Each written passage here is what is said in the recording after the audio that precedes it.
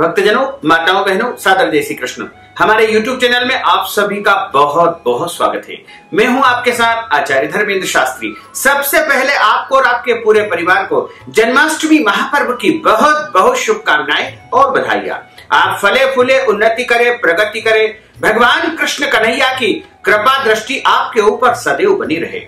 भक्तजनों, भाद्रपद माह के कृष्ण पक्ष की अष्टमी तिथि को रोहिणी नक्षत्र में बुधवार के दिन कृष्ण कन्हैया का प्रागट्य आज से ठीक 5247 वर्ष पूर्व मथुरा नगरी में हुआ था। इसीलिए इस दिन को श्री कृष्ण जन्माष्टमी के रूप में बड़े ही धूमधाम के साथ में मनाया जाता है तथा जन्माष्टमी के व्रत करने से 1000 एकादशी व्रत करने का फल प्राप्त होता है।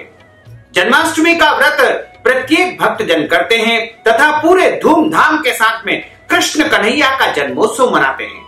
जन्माष्टमी का व्रत प्रातः काल से लेकर के अगले दिन सुबह तक रखा जाता है और रात्रि में ठीक 12 बजे भगवान कृष्ण कन्हैया का जब प्रागट्य होगा, उनका अवतरण होगा, उसके पहले उनको शुद्ध जल से स्नान करवाया जाता है तथा पंचामृत से दूध, दही, शहद, शक्कर, घी इन वस्तुओं से स्नान करवाया जाता है और उसके बाद ककड़ी यानी खीरा के अंदर उनको स्थापित किया जाता है। खीरा एक प्रकार से उनका गर्भ होता है और गर्भ से उनका अवतरण ठीक रात्रि 12 बजे होता है।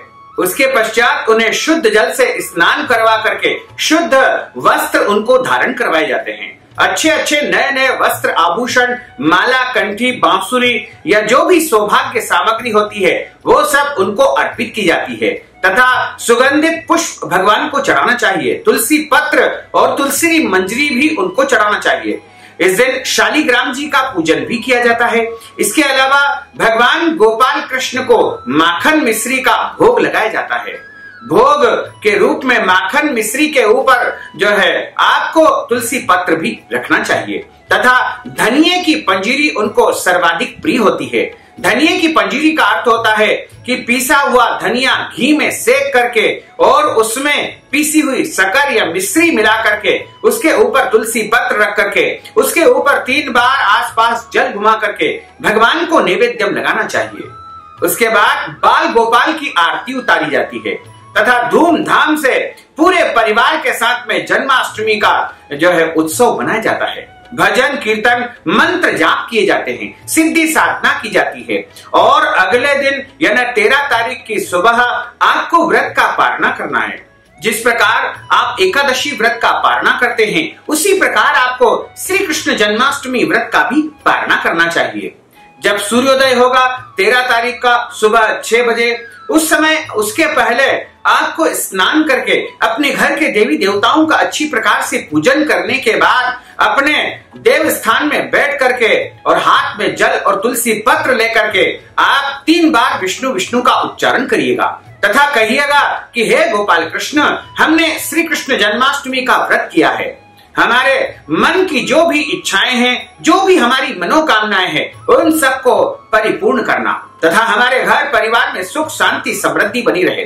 आपकी कृपा दृष्टि सदैव बनी रहे और हमारा जन्माष्टमी का व्रत सफल हो। इस प्रकार आप भगवान गोपाल कृष्ण के सामने पारणा का संकल्प करें तथा आप अन्नदान भी करें। अन्नदान का अर्थ होता है गेहूं, आटा, दाल, चावल, घी, गुड़ या जो भी भोजन की सामग्री होती है या भोजन तैयार करके भी आप दान कर सकते हैं। भोजन की कच्ची सामग्री का दान ब्राह्मणों को कर सकते हैं, साधु संतों को कर सकते हैं या मंदिर में कर सकते हैं या जरूरतमंद लोगों को भी आप दान पुण्य कर सकते हैं। इसमें आप वस्त्र दान कर सकते हैं या फल दान कर सकते हैं या फिर आप चाहें तो इस व्रत के निमित्त आप कोई भी वस्तु का दान अनिवार्य रूप से करें। उसके बाद व्रत का पालना आपको करना चाहिए। व्रत का पालना आप फल से कर सकते हैं, अन्न से कर सकते हैं, चावल से कर सकते हैं, दाल, रोटी, सब्जी, पूड़ी या दाल बाटी या किसी भी खाने पीने की वस्तुओं से आप व्रत का पालना कर सकते हैं। व्रत का पालना का अर्थ होता है व्रत खोलना। तो जैसे आपने जन्माष्टमी का व्रत किया है उसी प्रकार आपको पूरी श्रद्धा और निष्ठा के साथ में 13 तारीख को सुबह 6 बजे से 9 बजे के मध्य आपको व्रत का पालना करना चाहिए। इस प्रकार आप यदि व्रत का पालना पूरी विधि से करेंगे तो आपको निश्चय ही जन्माष्टमी का संपूर्ण फल प्राप्त हो पाएगा। क्योंकि कृष्ण कन्हैया का अवतरण दिवस है जन्माष्टमी, इसलिए इस दिन को मोहरात्रि कहा गया है। और मोहरात्रि में यदि आप कोई मंत्रों का जाप करना चाहे तो वो भी कर सकते हैं। जैसे ओम कृष्णाय नमः, श्री कृष्णाय गोविंदाय गोपी जन वल्लभाय नमः, श्री कृष्ण शरणम मम, ओम नमो भगवते वासुदेवाय। इन महामंत्रों का भी आप जाप कर सकते हैं, या गोपाल सहस्त्र नाम का जाप आप कर सकते हैं, या फिर आप चाहें तो श्रीमद् भागवत गीता का भी पाठ इस दिन कर सकते हैं, या फिर भागवत कथा श्रवण कर सकते हैं या पढ़ सकते हैं, या भगवान का कोई भी स्तोत्र या मंत्र जाप इस रात्रि में करेंगे तो निश्चय ही आपको परम सिद्धि प्राप्त हो जाएगी। भगवान गोपाल कृष्ण का जो प्रागट्य दिवस है जन्माष्टमी, उस रात्रि में हम कोई भी उपाय करते हैं तो निश्चय ही हमें उत्तम फलों की प्राप्ति होगी। इसके अलावा यदि एक श्रेष्ठ उपाय है, आपका घर का जो मुख्य द्वार होता है वह लक्ष्मी का आगमन का जो है रास्ता बताया गया है, यानी प्रत्येक द्वार से ही माता महालक्ष्मी प्रवेश करती है। यदि आप चाहते हैं कि आपके घर की गरीबी, कंगाली, दरिद्रता और समाप्त हो जाए तो आप मुख्य द्वार का जन्माष्टमी की रात्रि में अच्छी प्रकार से पूजन करें, तथा पूजन करने के बाद मुख्य द्वार के ऊपर चंदन का तिलक लगाएं और एक पीला पुष्प आप अनिवार्य रूप से चढ़ा दें, तथा हाथ जोड़ करके माता महालक्ष्मी से प्रार्थना करें कि हे महालक्ष्मी, आप हमारे घर में प्रवेश करो तथा स्थायी रूप से हमारे घर में निवास करो।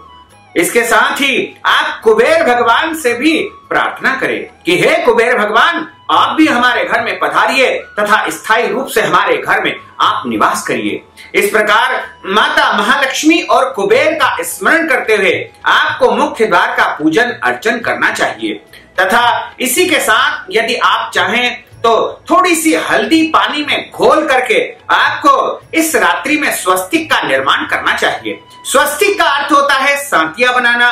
तो यदि आप चाहते हैं कि आपके घर में सुख शांति बनी रहे, आपके जीवन की सारी कठिनाइयां और संकट समाप्त हो जाए, तथा माता महालक्ष्मी और भगवान की अपार कृपा आपके ऊपर बरसे, तो आप अपने घर के मुख्य द्वार के दोनों तरफ हल्दी से स्वस्तिक बना देवे। स्वस्तिक का अर्थ होता है शांतियां बनाना। स्वस्तिक का चिन्ह आप निर्माण कर दे और उसके बाद आप घर के अंदर प्रवेश करें। जो घर का मुख्य हाल होता है, जहां पर अतिथि बैठते हैं या कोई भी आगंतुक जहां पर बैठते हैं, उस कक्ष में, उस कमरे में, उस हाल में आपको एक हल्दी का स्वस्तिक बनाना चाहिए। वैसे तो पूर्व या उत्तर या फिर पश्चिम की दीवार पर बनाना चाहिए, लेकिन किसी भी दीवार पर यदि आप स्वस्तिक बना देंगे तो कोई दोष नहीं है। और उसके पश्चात आप अपने पूजा स्थल पर, जहां पर आपने भगवान की स्थापना कर रखी है, वहां पर भी हल्दी का स्वस्तिक आपको बनाना चाहिए। इसके बाद आपको अपने भोजन कक्ष यानी रसोई घर में भी हल्दी का स्वस्तिक बना देना चाहिए। इसके बाद आप अपने शयन कक्ष यानी बेडरूम में भी हल्दी का स्वस्तिक बना दीजिएगा। इसी के साथ यदि आपके घर में बच्चों के पढ़ाई करने का अलग से कोई कमरा है तो उसमें भी आप स्वस्तिक बना दीजिएगा। इसी के साथ आप अपने घर में यदि भंडार गृह है, स्टोर रूम है, तो वहां पर भी स्वस्तिक का निर्माण कर सकते हैं। इसके अलावा आपके घर में जो जो भी कमरे हैं उन सभी में आपको हल्दी के स्वस्तिक का निर्माण जन्माष्टमी की रात्रि 9 से 12 के मध्य करना चाहिए। ये दोनों उपाय, जो मुख्य द्वार के पूजन का उपाय है तथा स्वस्तिक बनाने का उपाय है, ये दोनों ही उपाय आपको रात्रि 9 से 12 के बीच में करना चाहिए। यानी 12 अगस्त और 13 अगस्त की जो रात्रि होगी उसमें रात्रि 9 से 12 के बीच में आपको इन उपायों को करना चाहिए। इन उपायों को करते समय अपने मन में गोपाल कृष्ण तथा भगवती पराम्बा त्रिपुर सुंदरी महालक्ष्मी का आपको स्मरण करना चाहिए। इनके साथ ही भगवान कुबेर का भी आपको ध्यान रखना चाहिए।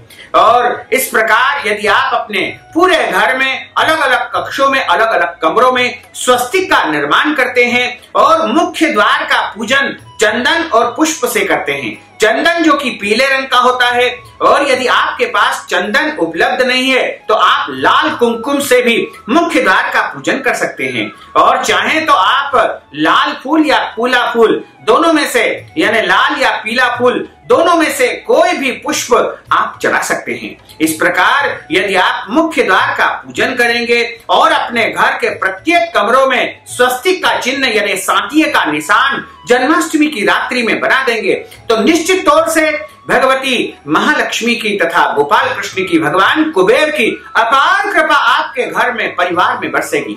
आपके घर से दरिद्रता यानी गरीबी हमेशा हमेशा के लिए चली जाएगी और आपके घर में भगवान लक्ष्मी नारायण की भरपूर कृपा बरसती रहेगी। तो भक्तजनों, माताओं, बहनों, हमने जो ज्ञानवर्धक जानकारी आपको दी है उसको आप अधिक से अधिक लोगों को शेयर करिएगा, लाइक करिएगा, कमेंट करिएगा, और यदि अभी तक आपने सब्सक्राइब नहीं किया तो अभी और इसी समय सब्सक्राइब अवश्य कर लीजिए। आपको और आपके पूरे परिवार को सादर जय श्री कृष्ण, सादर धन्यवाद।